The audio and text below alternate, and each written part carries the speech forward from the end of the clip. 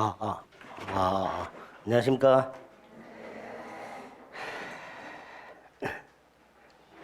비가 오더니 날이 더워졌어요. 네. 날씨는 변했는데 목소리는 변화가 없죠. 도대체 이놈 목소리는 언제쯤 정상이 될지. 네. 이거 이 목소리로 굳어지는 거 아닌가 싶어요. 네. 짜증이 확 납니다. 각설하고 물건 강론할 차례입니다. 지난주에 물건 총론했죠. 특히 물권법 총론은 물권적 청권하고 그다음에 물권 변동 중에서 부동산 물권의 변동이라고 해서 186조 매매 계약과 같은 법률 행위한 부동산 물권 변동과 187조 쪽이 아니고 조예요. 조 187조 경매나 상속 등 법률 규정에 한 부동산 물권의 변동 두 가지 구별해야 되고 그다음에 이제 등기와 관련된 것들 7가지 테마를 정리해야 된다 그랬습니다. 이중보존 등기, 가등기, 중간생략 등기, 무효 등기, 유용, 점유는 하고 있으나 등기하지 않은 매수인의 법적 지위, 등기 청구권, 등기 추정력 해서 총 7가지 테마를 민법에서는 정리하셔야 된다 그랬습니다. 마지막으로 혼동에 의한 물권 소멸이라고 사례 형태로 출제가 되니까 조금 까다로웠어요. 그죠? 그 사례 형태로 정리가 되어 있어야 됩니다. 그리고 오늘 이제 물권 강론을 할 건데요. 물권 강론에는 우리 시험법에 민법에는 8개의 물권이 있지만 우리 시험법은 총 7개가 나온다 그랬죠. 자, 그 물권을 이렇게 분류하죠. 크게 점유권과 나머지가 이제 본권이라고 부르는 거예요. 본권은 이제 소유권이 대표적인 권리가 되고요. 소유권을 제한하는 제한물권이 6가지가 나오죠. 제한물권이. 그 제한물권이 두 종류라 그랬어요. 용익물권하고 담보물권하고 이렇게 세 가지. 그리고 용익물권에 세 종류가 있죠. 지상권, 지역권, 전세권 이렇게. 담보물권에 세 가지가 있습니다. 유치권, 질권, 저당권 이렇게. 그냥 이제 질권을 뺀 나머지가 우리 시험법에 있다고 그랬고요. 지난주 이렇게 뼈대를 잡았어요. 그리고 일단 점유권과 본권이 어떻게 다르냐. 점유권은 물건을 그냥 점유하는 권리네. 점유하는 권리. 점유만 하면 인정되는 권리죠. 그 점유가 물건을 이렇게 차지하고 있다는 걸 점유라고 하는데 그 점유가 정당한 점유냐 부당한 점유냐를 따지지 않고 이걸 따지지 않고 정당하냐 부당하냐를 따지지 않고 물건을 점유만 하면 인정되는 권리를 점유권 이렇게 부르고 반면에 본권은 이 점유를 정당화시키는 정당화.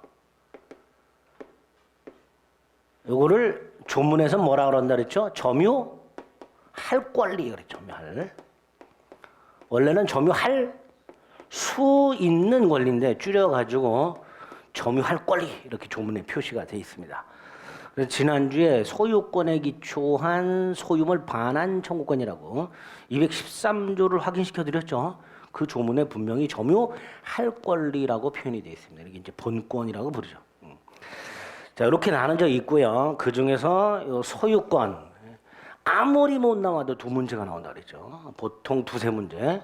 그리고 이 담보물권, 유치권, 저당권 아무리 못 나와도 4문제가 나와요. 합쳐가지고. 그러니까 소유권, 담보물권만 합쳐도 적어도 6-7문제가 출제가 되니까 이거는 이제 철저히 봐주셔야 됩니다. 나머지 점유권, 지역권, 지상권, 지역권, 특히 지상권, 지역정, 전세권은 한 문제씩 나와요. 점유권은 1.5문제죠. 한 문제 나오기도 하고 2문제 나오기도 합니다. 이렇게 나옵니다. 그래서 점유권과 나머지 용익물권은 기본적인 조문만 좀 숙지하시면 한 4문제 중에서 한 문제만 맞아도 되죠. 한 문제만. 우리 물권 강론은 반타작만 해도 된다 그랬습니다. 물권 강론은 10문제, 11문제 나오는데 반타작만 해도 되니까 소유권과 담보물권에 좀 주의해서 봐주시면 된다 그랬습니다. 그 다음에 이제 점유권, 이게 좀 많이 어려운 권리인데요. 요거 거의 조문 위주로 보자 그랬어요. 그래서 지난주에 점유권의 기본적인 조문이 어떤 식으로 구성이 되어 있는가 그 기본 뼈대를 말씀드렸습니다. 목차가 일단 이렇죠. 점유 및 점유권이 뭐냐. 점유가 뭐고 점유권이 뭐냐. 뜻이 나오죠. 의라고 하죠. 두 번째로 관념적 점유라는 게 나온다 그랬어요. 관념적 점유. 요거는 이 점유권에 반대되는 개념이에요. 왜 관념적 점유라고 말하는 조금 이따 말씀을 드리겠습니다. 여기에 보면 상속에 의한 점유가 나오고요. 간접 점유가 나오고 점유 보조자라는 게 나온다 그랬습니다. 세 가지가 관념적 점유죠. 상속인의 점유, 간접 점유, 점유 보조자. 어떤 애들인지 어떤 지위에 있는지 이거 확인하셔야 되고요. 특히 간접 점유가 좀 중요하다 그랬습니다. 간접 점유가. 세 번째로 점유의 태양이라는 개념이 나와요. 점유의 태양이라고도 하고요. 최근에는 뭐 점유의 모습이라고도 하고요. 유형이라고도 하고요. 종류 뭐 이렇게도 부릅니다. 점유의 태양의 뜻이 뭔지 확인하셔야 되고요. 두 번째로 추정 규정이 있습니다. 의의가 있고 추정, 유형이 있죠. 뭐 유형 정리를 하셔야 되죠. 어떤 게 있는지. 그리고 추정 규정이 있습니다. 요거 꼭 기억하셔야 돼요. 추정. 그리고 점유 태양 중에서 따로 자주점유라는 게 나와요. 자주점유. 이 자주점유가 나중에 소유권 가면 취득시효에서 아주 중요하게 취급이 되는 내용입니다. 그래서 이 자주점유가 뭔지. 근데 이게 대단히 어렵습니다. 대단히 어려워서 수박 겉핥기식으로 기본적인 것만 좀 숙지하시면 됩니다. 네 번째로 점유권의 변동이 나오죠. 변동은 뭐죠? 취득, 변경, 소멸이죠. 그죠? 그중 이제 소멸은 소멸 사유를 기억하시면 돼요. 어떨 때 소멸하는가. 취득과 관련해서는 두 종류가 있죠. 원시 취득과 승계 취득이 있고 승계 취득이 포괄 승계와 특정 승계가 있죠. 이 특정 승계와 관련된 199조가 있어요. 조문을 좀 이해하셔야 됩니다. 점유권의 특정 승계에서 어떤 문제가 생길 수 있는가. 그게 이제 점유권 변동이고요. 다섯 번째로 점유권의 효력이 나오죠. 두 번째 권리 추정 규정이 있고요. 200조. 두 번째로 점유자와 회복자와의 관계가 나옵니다. 요게 아주 중요하죠. 점유권에서 제일 중요하다고 생각하시면 돼요. 점유자와 회복자와의 관계. 세 번째로 점유보호 청구권이라고 점유권에 기초한 물권적 청구권이 나옵니다. 점유보호 청구권. 네 번째로 이 점유보호 청구권하고 연결되는 게 있어요. 간접 점유하고 점유보호 청구권이 연결이 되고요. 그다음에 네 번째로 점유의 소와 점유권에 기초한 소송, 나머지 본권에 기초한 소송. 본권의 소의 관계가 나오고요.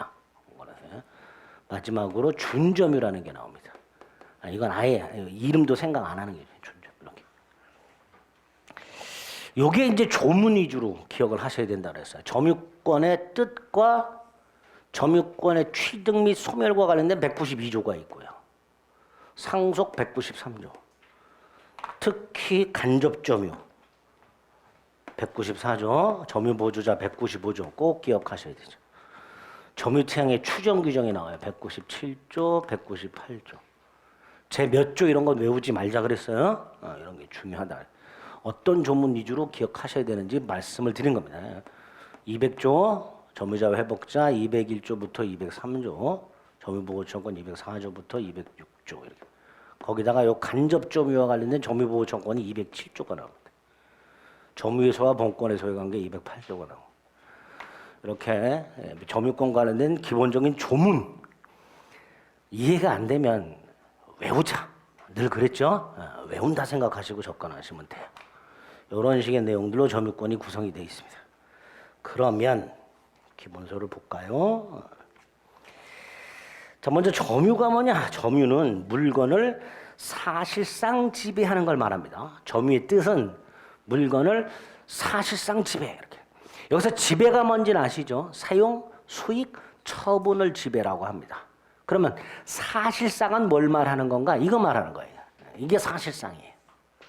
정당부당을 불문하고 어떤 물건을 사용, 수익, 처분하는 상태. 이게 점유다.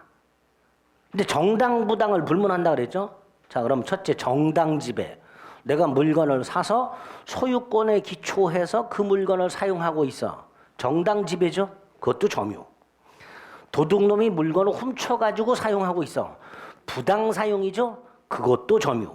이렇게 되는 거죠. 정당부당을 묻지 않고 물건을 사실상 지배하는 것을 점유권이라 한다. 그러니까 어떤 물건에 대해서 소유권 등 정당한 권리가 있냐 없냐를 따질 필요가 없으니, 예를 들어서 내가 물건의 소유권을 상실하더라도 사실상 지배를 상실하지 않는 한 점유권을 소멸하지 않는다, 이런 표현이 나올 수 있게 됩니다. 거기 이제 193페이지 있죠. 그리고 그 193페이지에서 꼭 하나 기억할 것, 관련 판례 1번, 2번 두 개입니다. 1번은 건물의 부지를 누가 점유한다고 돼 있어요? 건물 소유자가 점유한다. 꼭 기억하셔야 되고요. 건물의 부지는 건물 소유자가 점유한다는 거 하나 하고요. 2번, 땅을 사가지고, 자, 땅을 산 사람이 소유권을 취득하려면 등기를 넘겨받아야 되죠. 이렇게 등기를 넘겨받을 때 뭐도 넘겨받은 걸로, 점유, 인도도 받은 걸로, 점유를 넘겨받는 것을 인도라고 하는데요. 땅을 사서 소유권 이전 등기한 사람은 이전 등기할 때 점유도 넘겨받은 걸로, 인도받은 걸로 본다. 그 두 가지 판례는 기억을 좀 해주시기 바랍니다. 다음 페이지 민법상 점유의 요소라고 되어 있는데 필요 없고요. 3번 점유권의 의의가 있죠. 양가로 1번이 뜻이고요. 양가로 2번이 아까 말씀드린 거죠. 두 번째 쪽, 임대차가 끝났어요. 그럼 임차인은 물건을 반환해야 돼요. 근데 반환하지 않고 그대로 점유하고 있어요. 여전히 뭐는 있다? 점유권은 있다. 그런 표현이 나오겠죠. 이렇게 점유권이 인정이 되려면 192조 1항에 의하면 물건을 사실상 지배하는 자는 점유권이 있다, 이렇게 되어 있어요.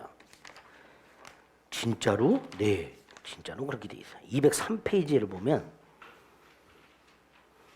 맨 밑에 하단에 박스 192조가 있습니다. 거기 1항을 보면 물건을 사실상 지배하는 자는 점유권이 있다, 이렇게 되어 있죠. 한 장을 넘겨보세요. 한 맨 밑에 보면 192조 2항이 있습니다. 물건에 대한 사실상 지배를 상실하면 점유권을 소멸한다. 그죠? 점유권을 취득하는 방법은 딱 하나예요. 물건을 사실상 지배하면 돼요. 반대로 사실상 지배를 상실하면 점유권을 소멸하게 됩니다. 그죠? 어렵지 않죠? 그런데 요거 물건을 사실상 지배하는데도 점유권이 없는 자가 있어요. 반대로 물건을 사실상 지배하지 않는데도 점유권이 있는 사람이 있습니다. 그런 걸 싸잡아서 관념적 점유, 이렇게 부르는 거예요. 대표적으로 요 점유 보조자, 조금 이따 보시겠지만 물건을 사실상 지배를 해요. 근데 점유권이 없어요. 반대로 저 간접 점유자, 물건을 사실상 지배하지 않아요. 그래도 점유권이 있어요. 이런 걸 싸잡아서 뭐라 한다?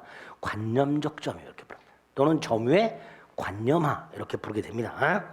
자, 먼저 2번 상속인의 점유가 있죠. 상속인은 피상속인이 사망한 때 피상속인의 모든 권리와 의무를 일괄하여 승계받죠. 그걸 포괄승계라고 하죠. 그럼 뭐도 승계받아요? 점유권도 승계를 받죠. 그러니까 그 상태가 관념적 점유가 될 거예요. 특히 상속인의 점유와 관련해서 오른쪽 관련 판례가 하나 있습니다. 그거 하나 체크해놨다가 나중에 자주점유 가서 다시 한번 보겠습니다. 자, 중요한 게 오른쪽 3번의 간접점유죠. 194조에 이렇게 돼 있죠. 지상권, 전세권, 질권, 사용대차, 임대차, 임치. 외워주시면 좋긴 좋은데 뭐 안 외워주시면 임대차와 임치 정도는 기억하셔야 돼요. 근데 다 외우는 게 나을 거예요. 최근에 다음 중 간접점유자가 아닌 자는 뭐 이런 식으로 문제가 나와요. 그럼 그 내용을 보고 간접점유자가 누군지를 확인해야 되잖아요. 그죠? 의에 보면 지상권자, 전세권자, 질권자, 사용차주, 임차인, 수취는 직접점유자, 그 밑에 지상권 설정자, 전세권 설정자, 질권 설정자, 사용대주, 임대인, 임치인, 이런 애들은 뭐다? 간접점유, 이렇게 되죠. 문제가 그렇게 나와요. 간접점유자를 골라라, 직접점유자를 골라라, 이런 식으로 문제가 나올 수 있습니다. 여기에 있는 놈들은 공통적으로 갑이 이렇게 물건을 맡겨요. 물건을 맡긴다고 생각하시면 돼요. 그럼 요 놈이 물건을 사용하겠죠. 이게 직접점유자예요. 을로 하여금 사용하게 한 사람이 있겠죠. 그게 간접점유자예요. 자, 194조 뭐라고 돼 있어요? 이러이러한 관계로 인하여 타인으로 하여금 물건을 점유하게 한 자는 간접으로 점유권이다, 이렇게 되죠. 점유를 하게 한 사람이 간접점유자. 대표적으로 임대차, 집주인, 임대인, 전월세 사는 사람, 임차인. 집주인은 임차인으로부터 전세금이나 월세를 받고 자신의 주택을 사용하게 하지요. 그러니까 임대인이 간접점유자, 임차인이 직접점유자 이렇게 됩니다. 물건은 하나인데 점유권이 두 개죠. 그죠? 중첩적 점유 이렇게 부르게 됩니다. 중첩적 점유. 하나의 물건에 대해서 점유권이 두 개가 인정될 수도 있더란 말이죠. 자, 이런 걸 간접점유, 직접점유 관계라고 합니다. 의. 2번 간접점유 관계가 성립하려면 간접점유하고 직접점유 사이에 이런 계약관계가 존재해야 되죠. 계약관계는 평등하죠. 지시명령 복종하지 않죠. 이렇게 간접점유자와 직접점유자 사이에 존재하는 평등한 계약관계에다 이름을 붙여요. 점유 매개관계라고. 점유 매개관계. 그리고 요 놈을 요거 아까 직접점유자라고 그랬죠. 그죠? 다른 말로 뭐라 그래요? 점유 매개자. 직접 점유자를 다른 말로 뭐라 한다? 점유 매개자. 얼마 예전에 출제하는 놈이 아주 개또라이가 들어가가지고 아주 어려운 지문을 출제한 적이 있어요. 이렇게 간접 점유는 점유 매개자에 의한 점유를 말한다. 맞죠? 옳은 지문이죠. 아니 그렇게 출제를 했다니까. 그런 표정으로 저를 보지 제가 출제한 게 아니고 저기 산업인력 개또라이들이에요. 간접점유란 점유 매개자의 점유에 의한 점유. 이렇게. 개 짜증나죠 이런 표현들 보면. 짜증나요. 어쨌든 그렇게 출제할 수도 있으니까 직접 점유자를 다른 말로 뭐라 한다. 점유 매개자라 한다. 이렇게 생각하시면 돼요. 2번에 동그라미 1번이 있죠. 평등한 계약관계를 말합니다.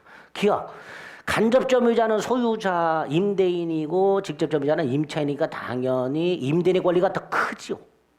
거기서 기억. 간접점유자 권리가 더 포괄적이다. 이렇게 돼요. 자, 니은. 자, 나중에 임대차 관계가 종료가 되면 임차인은 물건을 반환해야 되죠. 내 거라면 내가 그냥 가지고 있으면 되잖아요. 근데 남의 거니까 반환해야 되잖아. 그러니까 내 게 아니란 말이에요. 임차인 입장에서만. 이런 걸 타주점유라고 합니다. 그래서 직접 점유자의 점유는 언제나 무슨 점유? 타주점유. 점유 매개관계는 계약뿐만 아니라 법률 규정 등에 의해서 성립할 수 있고요. 그 다음에 중첩적으로 성립할 수 있다고 돼 있어. 점유가 중첩이 아니라 점유 매개관계가 중첩이 되는 경우. 이런 경우죠. 을이 나중에 임대차를 가면요. 임차인은 임대인의 동의를 받아서 그 물건을 재임대할 수 있죠. 전대차 이렇게 되겠죠. 그럼 임대차와 전대차라는 점유 매개관계가 중첩할 수가 있죠. 점유 매개관계는 중첩할 수 있고요. 이 점유 매개관계는 반드시 적법 유효할 필요가 없다라고 되어 있는데 간단합니다. 임대차 관계가 끝났어요. 이게 효력이 상실됐어요. 근데 아직 안 돌려주고 있어요. 그럼 여전히 간접점유, 직접점유 관계가잖아요. 그죠? 그러니까 점유 매개관계는 반드시 적법 유효한 관계일 필요는 없다. 이런 표현들이 나오게 됩니다. 그런 것들이 지문으로 등장하는 것들이에요. 다음 페이지 효과를 봅니다. 간접점유자의 지위. 자, 간접점유자는 일단 물건을 사실상 지배를 해요, 안 해요? 안 하잖아요. 그죠? 근데 뭐가 있어요? 점유권이 있어요. 그리고 점유권 자체를 보호하는 청구권이 있어요. 점유 보호 청구권이라고. 점유권에 기초한 물권적 청구권이 있단 말이에요. 점유권이 있으니까 그걸 보호하는 청구권도 인정이 돼야 되겠죠. 근데 나중에 보면 이런 건 인정이 안 된단 말이에요. 자력구제권. 자력구제권은 내 힘으로 물건을 뺏기지 않는 권리를 말합니다. 누가 내 물건을 뺏어가려고 할 때 그 사람을 두드러 패서라도 안 뺏기는 거, 힘으로 방어하는 거, 이런 걸 자력구제권이라고 하는데 얘는 물건을 사실상 지배하지 않으니까 자력구제권은 필요가 없습니다. 그래서 이게 간접점유자의 지위라고 생각하시면 돼요. 자, 그 중에서 요 놈과 관해서 207조가 말이 돼 있는 거예요. 자, 207조 1항 조문 박스 전 3조의 청구권원이라고 돼 있으니까 207조에서 바라본 전 3조가 3개, 204조, 205조, 206조 조금 이따 볼 겁니다. 반환 청구권, 방해 제거 청구권, 방해 예방 청구권. 이것도 누가 행사할 수 있다? 간접점유자도 행사할 수 있다. 그러니까 갑이 이렇게 물건을 빌려줬어요. 근데 정이란 놈이 뺏어갔어요. 갑이 을에게 빌려준 물건을 정이 뺏어갔어요. 그럼 을은 돌려달라고 할 수 있죠. 얘도 할 수 있단 말이에요. 얘도 침탈자에게 점유보호청권 행사할 수 있다가 207조 1항입니다. 다만 2항 직접 점유자가 침탈을 당했을 때 간접 점유자는 일단 그 물건을 누구에게 반환하라? 얘한테 반환하라. 얘. 근데 얘가 반환받을 수 없거나 반환받기를 원하지 않을 때는 나에게 이렇게 돼 있죠. 그 207조 2항이 이렇게 시험 문제 나온 적이 있습니다. 직접 점유자의 점유가 침탈된 경우 간접 점유자는 침탈자를 상대로 직접 점유자 또는 자기 자신에게 반환할 것을 청구할 수 있다. OX. X죠. 또는 아니죠. 얘 또는 나에게 선택하는 게 아니에요. 을한테 먼저 안 되면 나한테예요. 그런 것들이 지문으로 그렇게 꼬여서 출제가 됩니다. 또 하나. 간접 점유자의 점유물 반환 청구권은 직접 점유자의 점유가 어떻게 돼야 된다 그랬어요? 침탈, 뺏겨야 된다 그랬어요. 그죠? 분명히 207조 2항에서 침탈당했을 때라고 돼 있단 말이죠.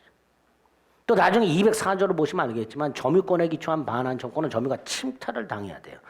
따라서 침탈당하지 않은 경우 동그라미 1번에 니은 기역 니은 묶어서 니은 직접 점유자가 침탈을 당한 게 아니라 임의로 점유를 넘겨준 경우 이때는 침탈이 아니니까 간접 점유자는 점유권에 기초한 물권적 청구권을 행사할 수가 없다라고 하겠죠. 그죠? 그런 것들을 추가해서 기억해 주시면 되겠습니다. 밑으로 쭉 내려오면 3번 있고요. 4번도 있습니다. 4번은 나중에 213조하고 연결이 되는데요. 213조는 소유권에 기초한 물권적 반환 청구권인데 이 소유권에 기초한 물권적 반환 청구권은 소유자가 누구한테 행사하는 거예요? 점유자에게 행사하는 거예요. 점유자. 근데 이 점유자가 분명히 누구하고 누구도 있어요. 직접 점유자와 간접 점유자도 있어요. 간접 점유자도 점유자니까 4번. 간접 점유자도 물권적 청구권의 상대방이 될 수 있다. 3번, 4번까지 추가해서 기억해 주시면 되겠습니다. 반면 오른쪽 점유 보조자라고 돼 있어요. 가사상, 영업상, 기타 이유와 유사한 관계로 타인의 지시를 받아 물건을 사실상 지배할 때 그 지시를 한 타인만 점유자로 한다. 여기서 가사상 누구 생각하자 그랬어요? 가사 도우미 영업상 가게 점원 생각하자 그랬죠.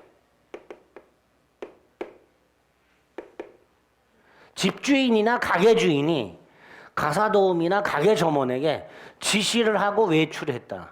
그럼 그 집이나 가게 안에 있는 물건은 가사도우미나 가게 점원이 사실상 지배를 해요. 그죠? 이때 집주인이나 가게 주인만 점유자로 하고 이런 사람들은 뭐라고 부르자? 점유 보조자라고 부르자. 그럼 얘네들은 점유자다 아니다? 아니에요. 물건을 사실상 지배하지만 점유권이 없고 점유 보호권이 없어요. 하지만 물건 뺏기면 안 되죠. 그러니까 자력구제권은 인정이 된다 이렇게 되겠죠.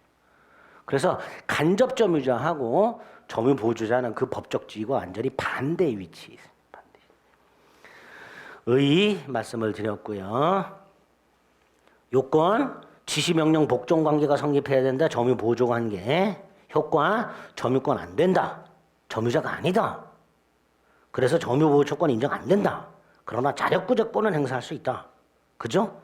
그 다음에 아까 이거랑 다시 연결해서 소유권에 기초한 물권적 청구권의 상대방은 점유자라 그랬잖아요. 근데 점유 보조자는 점유자가 아니니까 점유 보조자는 물권적 청구권의 상대방이 될 수 없다.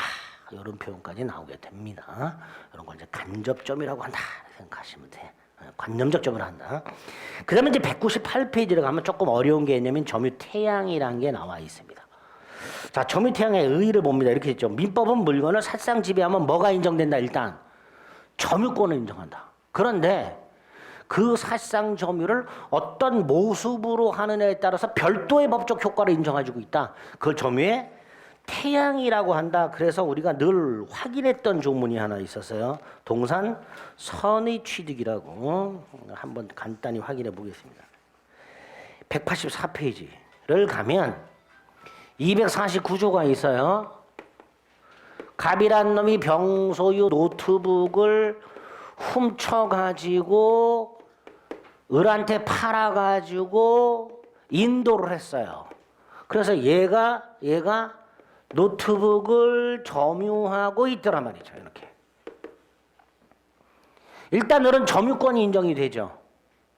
문제는 돈을 주고 샀으니까 소유권을 취득해야 되는데 갑이란 놈은 도둑놈이니까 소유권이 있다 없다? 없죠. 그러니까 을은 갑으로부터 소유권을 승계 취득할 수가 없어요. 갑이 소유권이 있어야 승계 취득을 한단 말이죠. 근데 이놈은 도둑놈이에요.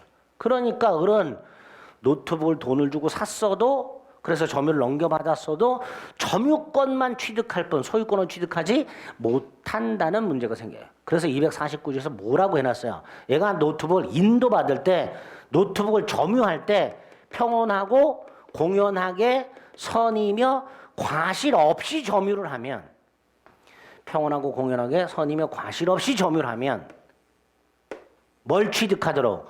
즉시 소유권을 취득하도록 되어 있습니다. 그러니까 이런 걸 보고 아, 우리 민법은 물건을 사실상 지배하면 일단 뭐가 인정이 되고 점유권이 인정이 되고 and 어떤 모습으로 점유하느냐에 따라서 별도의 효과를 인정해주고 있구나. 이렇게 별도의 효과를 인정해주는 것, 이걸 뭐라 하자? 점유의 태양이라 하자라고 약속을 한 거예요. 그게 점유태양의 뜻이 됩니다. 198페이지에 여기저기 나오죠.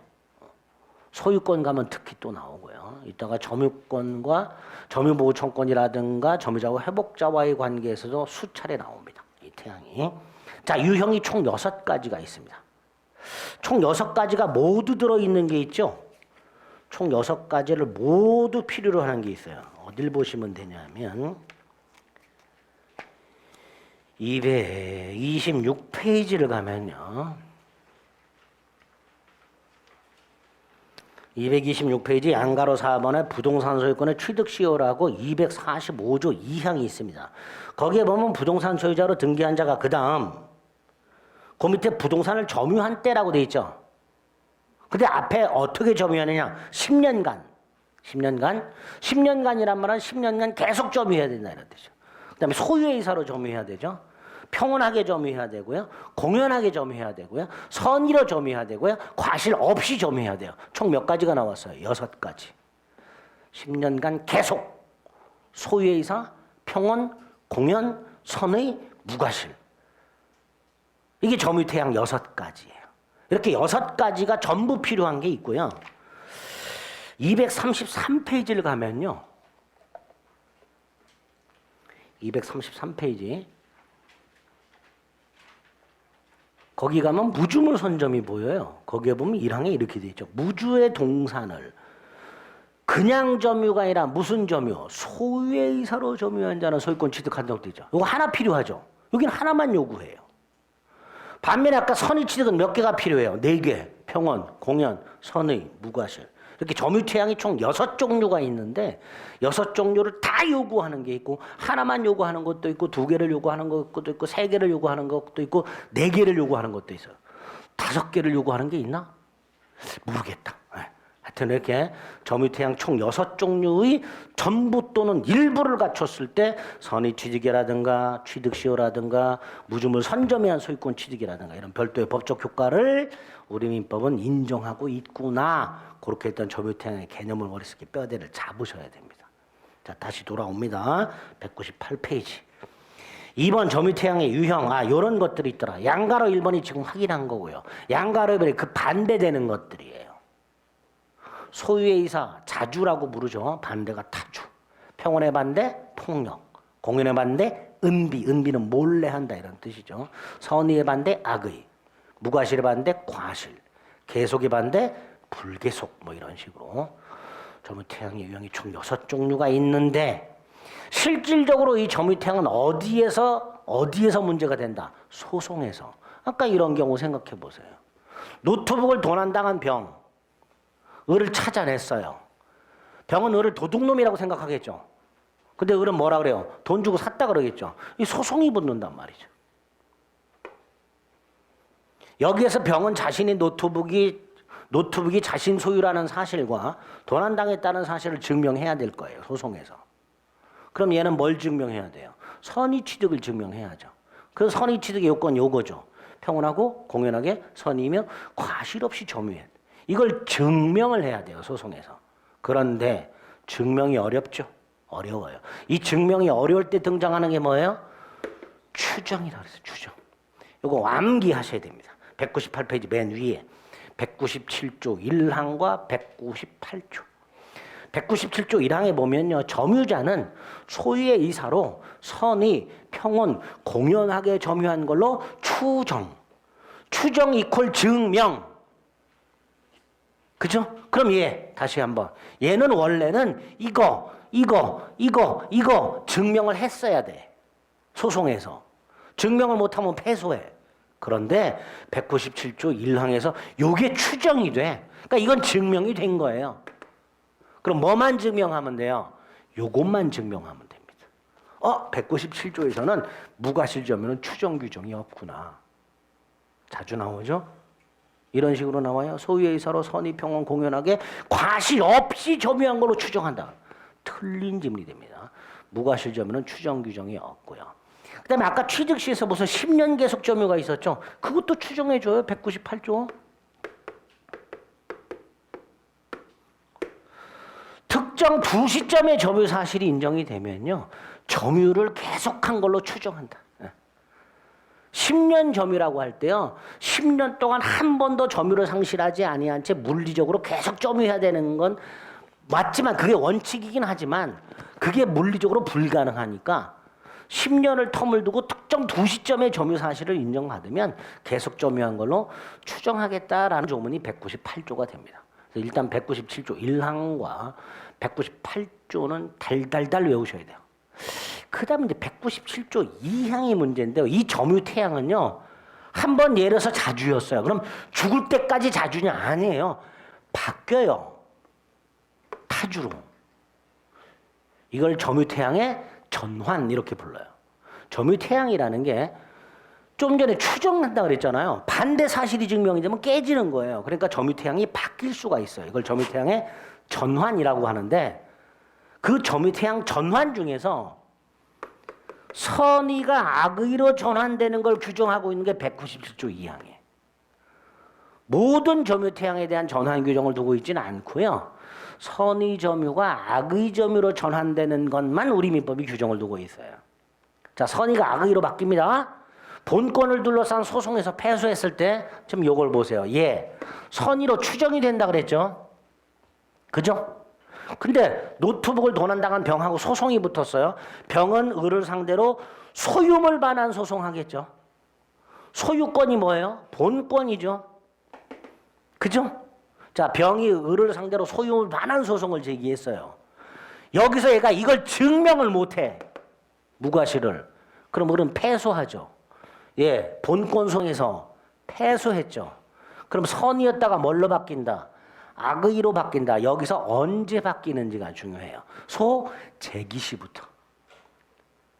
특히 요거는 나중에 201조 선의점유자의 과실수취권에서 한번 써먹습니다. 다시 한번요.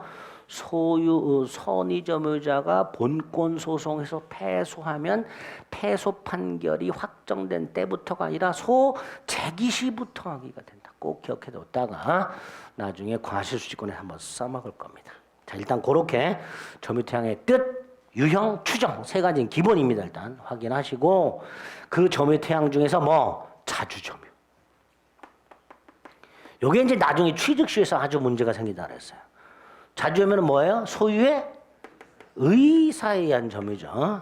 반대가 타주점유라고 했습니다. 자, 여기서 소유의 의사에 의한 점유의 뜻부터 생각합니다. 오른쪽 맨 위에 소유의 의사란 어떤 물건을 법적으로 소유하겠다. 이거 뭐예요? 정당하게 소유하겠다라는 뜻이죠. 그런 것을 말하는 게 아니고요. 그런 법률상 소유이사나 내가 어떤 물건의 소유권을 가지고 있다 이런 걸 말하는 게 아니에요. 그냥 내가 어떤 물건을 마치 소유자처럼 사용하거나 소익하거나 처분하겠다라는 의사. 쉽게 말하면 사실상의 의사. 아까 사실상이란 게 뭐예요? 정당부당을 따지지 않는다 그랬죠. 그런 걸 말하는 거예요. 소유자와 동일한 지배를 하겠다는 생각을 말하는 거다. 소유권을 가지고 있거나 소유권을 취득한다. 그런 의미의 소유의사가 아니다. 그러니까 우리가 흔히 말하는 내가 어떤 물건을 소유해야지가 소유의 이사인데 그 소유해야지가 정당하게 소유해야지가 아니라 정당부당을 떠나서 그냥 마치 소유자처럼 사용수익 처분해야지 라는 의사, 그게 소유의 의사를 말합니다. 근데 이거 좀 어렵죠. 개념이 어렵고 판단도 어려워요. 그래서 뭘로 추정? 소유의 의사가 있는 걸로 일단 추정을 하는 거예요. 자, 그게 소유의 의사의 개념이고요. 양가로 이번 어떻게 판단하느냐? 그 사람이 물건을 점유하게 된 원인이 있을 거예요. 그죠? 점유 권원이라고 보통 부르는데요. 그거 가지고 판단하는 거야. 그래서 제가 이런 말씀을 드린 적이 있죠. 갑이라는 사람이 노트북을 점유하고 있어요. 이 사람이 노트북을 점유한 원인이 있을 거예요. 그죠? 돈 주고 샀다 그럼 점유 원인이 뭐예요? 매매. 빌렸다 그럼 원인이 뭐예요? 임대차. 누가 맡겼다 그럼 원인이 뭐예요? 임치. 이런 것들이 원인이 될 거예요. 그죠? 이거 가지고 판단하겠다. 이거 가지고. 객관적으로 판단하겠다.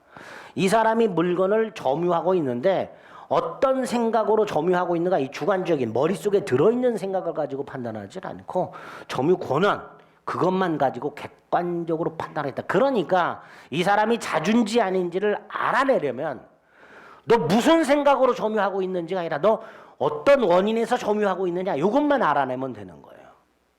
너 자전거 어디서 났니? 그것만 물어보면 되는 거예요. 너 무슨 생각으로 점유하고 있니? 이거 말고 너 어디서 났니? 그렇게 물어보면 돼요. 그래서 샀다. 그럼 자주로 보면 되고요. 빌렸다. 그럼 뭘로 보면 되고 타주로 보고 이렇게 되는 거예요. 그거 가지고 판단한다는 거예요. 문제는 얘가 말을 안 하면 샀는지 빌렸는지 알 수가 없죠. 그럴 때 뭘로 추정하는 거예요? 자주로 추정하는 거예요.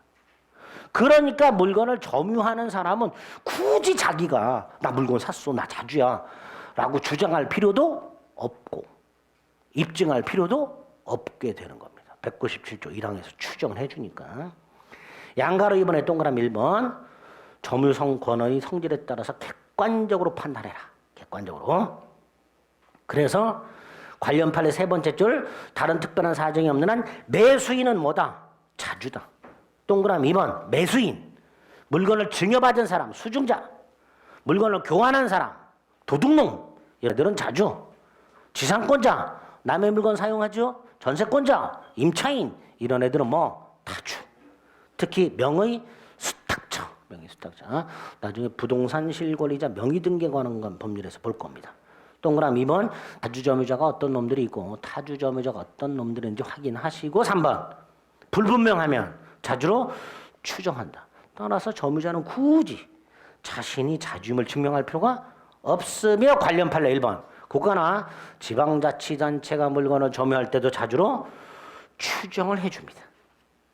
추정을 하니까 2번 뭐라고 돼 있어요? 점유자가 적극적으로 자신이 자주 점유임을 주장 입증할 책임이 없다. 따라서 반대 사실을 주장하는 사람, 점유자의 점유가 타주임을 주장하는 자가 타주임을 증명해야 한다. 이렇게 되겠죠.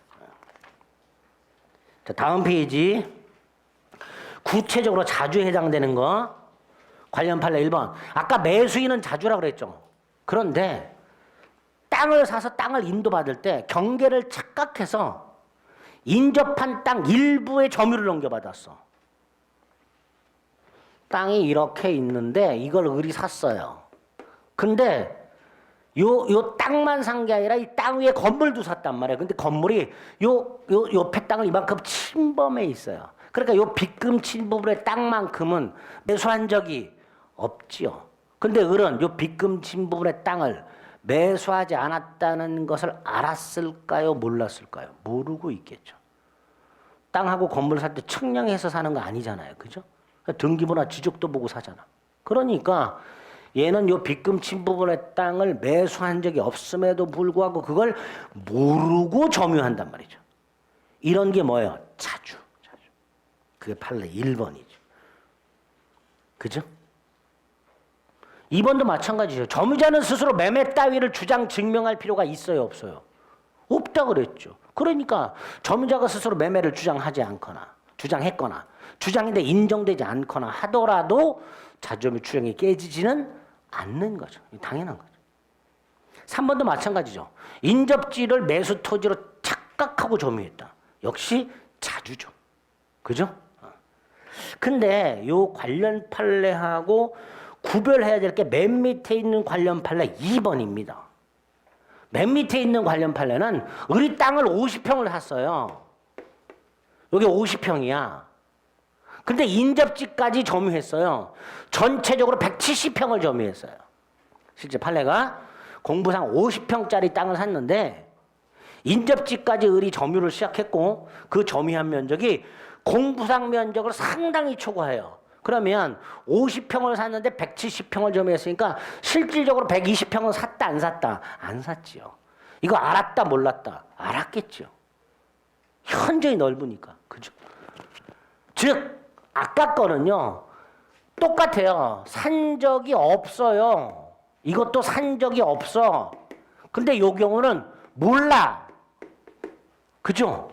요거는 알아. 요 밑에 거를 우리 대법원이 뭐라고 얘기하냐면 악의의 무단점유라고 불러요. 뭐라고 그런다고요? 악의의 무단점유. 악의의 무단점유라면 타주다 이렇게. 선의 악의 자주타주는 완전히 다른 거예요.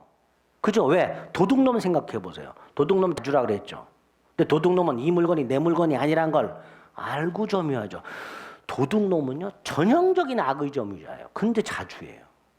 그러니까 선악 자타는 전혀 다른 개념인데 우리 대법원이 특히 취득쇼에서 악의의 무단점유는 뭘로 바뀐다? 타주가 된다. 부동산 같은 경우 그 악의의 무단점유가 관련 판례 2번에 있는 내용입니다. 매매 대상 토지 면적이 공부상 면적을 상당히 초과할 때 그 초과 부분에 대한 점유는 타주다. 이렇게 됩니다. 그런 게 관련 판례 바로 위에 있는 동그라미 3번이에요. 뭐라고 되어 있어요? 점유자가 점유 개시 당시에 소유권 취득의 원인이 될 수 있는 법률행위. 대표 중에 뭐가 있어요? 매매. 그죠? 증여 이런 게 있을 거 아니에요. 그런 게 없다는 것을 잘 알면서 점유, 줄여서 악의의 무단점유. 그럼 뭐가 된다? 타주가 된다. 타주가 된다. 됐죠? 동그라미 1번은 뭐예요? 요 놈이, 요 노트북 점유하고 있는 님이 어디서 났냐 그랬더니 말을 안 해. 그럼 뭘로 추정돼? 자주로 추정돼. 근데 물어본 사람이 대답을 하니까 두드러 팼어. 그랬더니 대답을 해. 빌렸다고. 그럼 뭘로 바뀌어요? 타주로 바뀌겠지. 그게 동그라미 1번. 자주전으로 추정됐던 사람이 임차인임이 밝혀진 경우 이렇게 되죠. 그죠? 그래서 자주점에 해당되는 거하고 깨지는 거하고 확인하시면 되겠고요. 오른쪽 타주점에 해당되는 거 관련 판례 1번. 분묘를 타인 토지에 분묘를 설치하게 되면 나중에 분묘 기지권이라는 지상권을 취득하죠. 지상권은 타주죠. 그러니까 타주점이 이렇게 되겠죠. 2번은 자 각과 을이요. 부동산을 2분의 1 공유하고 있어요.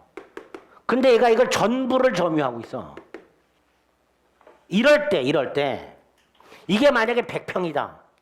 그럼 50평은 자주, 나머지 50평은 타주냐? 아니에요. 면적으로 따지는 게 아니라 전체에 대해서 자신의 지분 비율만큼은 자주, 다른 공유자의 지분 비율만큼은 타주 이렇게 됩니다. 지분 비율에 해당하는 면적만큼이 아니라 그냥 지분 비율만큼. 공유재정한 사람이 공유물 전부를 점유하고 있을 때 자신의 지분 비율만큼 자주, 다른 공유자의 지분 비율만큼 타주 이렇게 됩니다. 그 2번 세 번째 줄까지 확인합니다. 그다음 7번 점유 태양이 바뀌는 거. 타주가 자주로 바뀌는 게 있어요. 그죠? 타주가 자주로 바뀌려면 보세요. 자, 얘가 물건을 빌렸어요. 자, 타주죠. 그죠? 얼마 있다가 돈 주고 사버렸어요. 뭘로 바뀌어요? 자주로 바뀌죠. 이게 타주가 자주로 바뀌는 거예요. 문제가 생겼어요. 갑이요. 노트북을 병으로부터 빌려서 점유하고 있었어요. 타주죠. 그런데 사망을 했어요, 갑이. 을이 상속받았어요. 얘 뭐가 돼요? 여전히 타주. 상속은 포괄승계라 그랬잖아요. 그러니까 을은 설령 갑의 노트북을 빌린 게 아니라 갑의 소유라고 생각하고 있었다 하더라도 포괄승계하니까 상속인도 여전히 타주 이렇게 되겠죠. 그러니까 이 상속인이 돌아가신 분은 타주지만 나는 자주야 라고 주장하려면 상속받았다고 주장하면 돼요, 안 돼요? 안 돼요. 상속 이외에 다른 걸 주장해야 돼.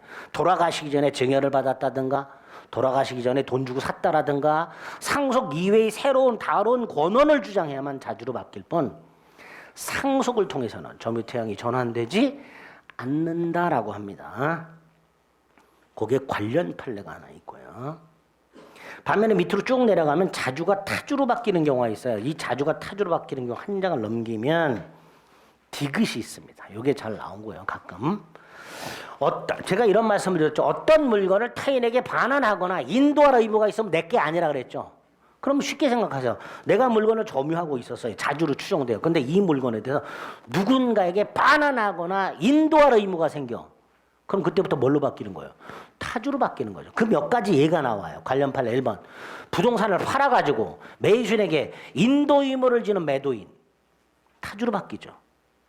그죠? 내 물건이 경매가 됐고 경락인이 경락되고 완납했어요. 그럼 나는 경락인에게 물건을 인도해야 되죠. 이거 타주로 바뀌겠죠. 그죠? 자, 3번. 요 경우 한번 보세요. 노트북 누가 진정한 소유자예요? 병. 그죠? 진정한 소유자가 점유자를 상대로 소송을 제기해서 점유자가 패소. 그럼 얘 반환해야 되죠. 타주로 바뀌겠죠. 언제부터? 패소 판결이 확정된 때부터. 착각하시면 안 돼요. 아까 선의가 악의로 바뀌는 거하고 착각하면 안 돼요. 선의가 악의로 바뀌는 건 197조 2항에서 분명히 소재기시라고 해놨어요. 근데 이거는 선의가 악의로 바뀌는 게 아니라 자주가 타주로 바뀌는 거예요. 이게 언제부터 반환 의무가 생겨요? 패소 판결이 확정된 때부터. 그러면 정리 여기 보세요. 노트북을 도난당한 병이 현재 점유하고 있는 을을 상대로 소권의 기초에서 반환 소송을 제기해서 얘가 승소, 얘가 패소해요. 그럼 얘는 두 가지. 선의가 악의로 바뀌어요. 언제부터? 소재기시부터. 자주가 타주로 바꿔요. 언제부터? 패소 판결이 확정된 때부터. 이 두 개를 구별하셔야 됩니다. 좀 어렵죠? 네? 어려워. 두 개 구별하는 건데. 20개도 아니고 200개도 아니고 꼴랑 두 개 구별하는 건데. 점유자가 본권소에서 패소하면 소유자가 점유자를 상대로 소송을 제기해서 점유자가 패소하면 두 개. 소재기시부터 악의, 패소 판결이 확정된 때부터 타주. 네? 아니야. 잊어. 더 헷갈리는 게 있어요. 얘가 얘를 상대로 소송을 제기해. 그래서 패소를 해. 자, 이거 판결문이 달라요. 얘가 얘를 상대로 소송을 제기해. 반환 소송이죠. 패소하면 판결문이 뭐라고 나와요? 반환하라. 그죠? 근데 요 놈이 요렇게 소송을 제기해서 패소합니다. 그럼 판결문이 어떻게 나와요? 의뢰 청구는 기각한다. 끝. 반환하라고 판결이 나온 게 아니라 의뢰 청구는 기각한다. 요렇게 소송을 제기하면 얘가 원고잖아요. 승소하면 반환하라 이렇게 판결문이 나와요. 반대로 이렇게 소송을 제기하면 얘가 원고죠. 패소하면 원고의 청구를 기각한다. 이게 판결문이에요. 반환하라가 아니라. 그러면 얘가 소송을 제기했을 때 반환 의무가 생겨야 안 생겨요? 안 생겨. 여전히 자주. 거기에 주의. 머리 터지죠? 그래서 3번하고 주의를 구별해야 돼요. 어떻게? 소유자가 점유자를 상대로 소송을 제기해서 점유자가 패소한 경우하고요.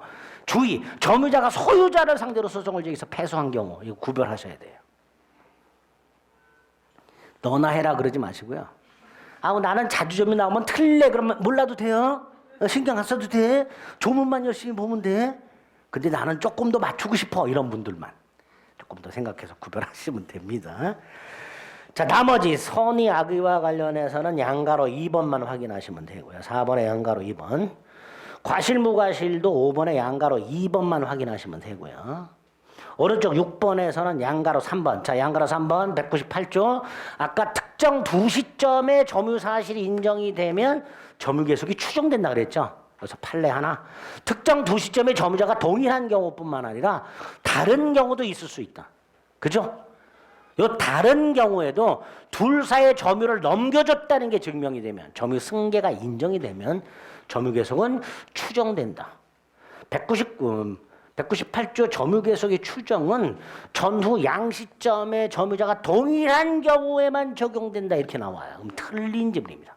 전후 양시점의 점유자가 동일한 경우뿐만 아니라 다른 경우에도 점유 승계가 인정이 되면 점유 계속은 추정이 된다라고 얘기합니다. 그 판례 하나 확인하시면 돼요. 동그라미 2번. 됐죠? 그럼 여기까지가 점유 태양과 관련된 거예요. 하지 말았어야 될 걸 연락이 하고 앉아 있었네. 자, 그 다음에 점유권의 변동이 나오죠. 취득은 아까 말씀드렸죠. 원시 취득, 승계 취득이 있고요. 승계는 특정 승계와 포괄 승계가 있을 수 있죠. 자, 어떻게 해야 돼요? 물건을 사실상 지배하면 점유권이 인정이 되죠. 사실상 지배를 상실하면 점유권은 소멸하죠. 취득과 소멸과 관련해서 한 장을 넘기면 199조만 조심하자. 특정 승계. 여기로 돌아가자. 도둑놈 갑으로부터 노트북을 돈을 주고 사가지고 점유를 넘겨받은 을. 점유권 인정되죠? 그리고 평온하고 공연하게 선이며 과실 없이 점유했어요. 그럼 뭐도 인정돼요? 소유권도 인정돼요. 자, 여기서 이 소유권, 원시 취득이죠. 갑, 도둑놈은 소유권이 있다 없다? 없지요.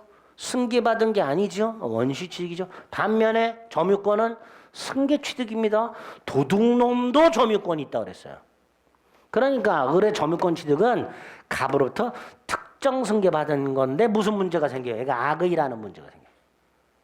이거를 승계한다면 이거를.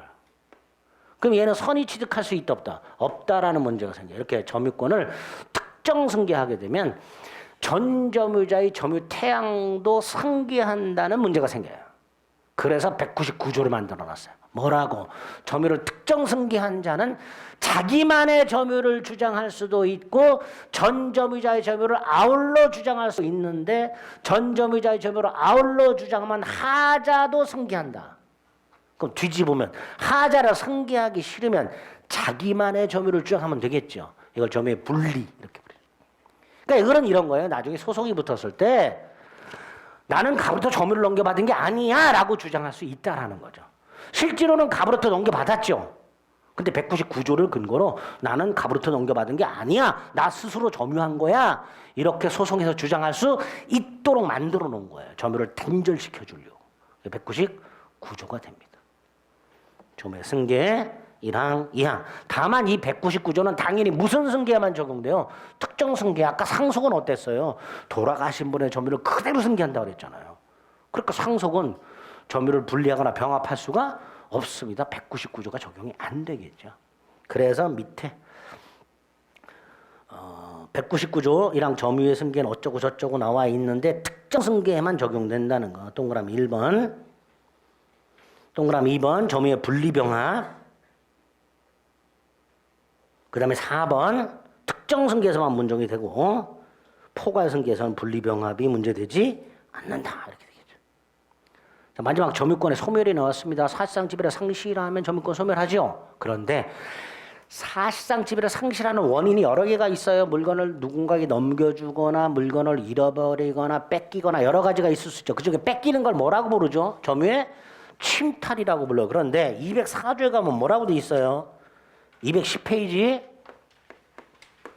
204조 점유를 침탈당하면 1항 사망 1년 내에 반환 청구할 수 있도록 돼 있어요. 그래서 반환을 받으면 점유는 상실하지 않았던 걸로 봅니다. 그럼 점유권도 소멸하지 않았던 것으로 보겠죠. 그 192조 2항 단서가 되겠죠. 읽어볼게요. 돌아와서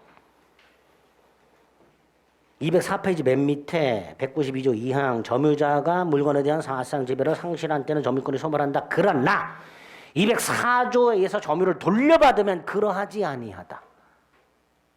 점유를 상실한 원인, 사실상 지배를 상실한 원인 중에서 침탈에 의한 상실의 경우에는 침탈 당한 날로부터 1년 내 반환 청구해서 반환을 받으면 그러하지 아니하다 점유권은 소멸하지 않았던 걸로 보겠다 이렇게 되죠. 그죠? 그게 192조 2항 본문과 단서가 될 겁니다. 그거 확인하시면 되겠고요. 오른쪽 양가로 2번에 동그라미 2번에 있습니다. 그거 같이 조문하고 묶어서 확인하시면 되겠습니다. 그 다음에 이제 중요한 점유권의 효력이 나왔죠. 그 중에 200조가 있습니다. 이건 우리 지난번에 봤던 부동산 등기 추정약하고 연결해서 기억하시면 돼요. 부동산에서 권리자로 등기, 공시방법이죠. 그럼 권리자로 추정하죠. 그럼 동산도 점유하면 권리자로 추정해주면 되죠. 그게 200조예요. 다만 200조는 동산이라고 되어 있지 않고 점유물이라고 되어 있어요. 그러니까 이거 부동산도 되는 거 아니야? 이렇게 생각하는 사람들이 있단 말이죠. 대법원 아니다. 동산만 된다. 동산만. 200조. 점유자가 점유물에 대해서 행사하는 권리, 여기서 행사하는 건 이제 주장한다라고 생각하시면 됩니다. 적법하게 가지고 온 걸로 추정을 하고요. 다른 거 다 필요 없고요. 한 장을 넘겨서 부동산에는 적용되지 않는다라는 거 정도만 확인해 주시면 되겠습니다. 됐죠? 여기까지가 점유권의 효력 중에서 권리 추정과 관련된 거예요. 그 다음에 이제 아주 중요한 거 이제 2개 남았습니다. 잠시 쉬었다가 보겠습니다. 2개는.